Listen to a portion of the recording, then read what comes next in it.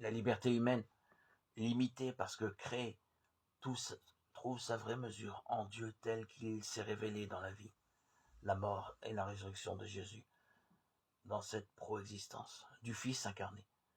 Pour devenir réellement libre, l'homme doit d'abord apprendre à accepter sa finitude. Il doit reconnaître qu'il n'est ni autosuffisant ni autonome. Il doit abandonner le mensonge de l'absence de relation et de l'arbitraire. Il doit dire oui à son besoin, oui à l'autre, oui à la création, oui à la limite et à la direction de son propre être.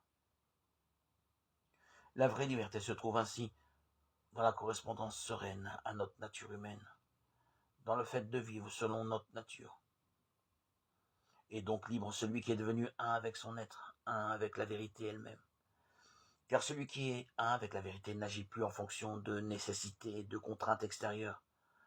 En lui, l'essence, la volonté et l'action sont parvenus à coïncider.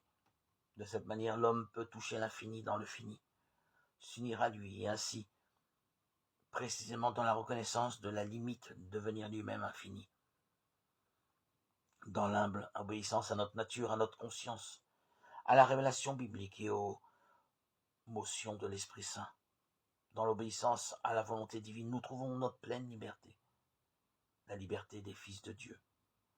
Obéir à Dieu, c'est ajuster notre volonté à la sienne, être élevé à la volonté divine. En vérité, l'obéissance à Dieu, c'est-à-dire la conformité, la vérité de notre être, est la vraie liberté, parce que c'est la divinisation.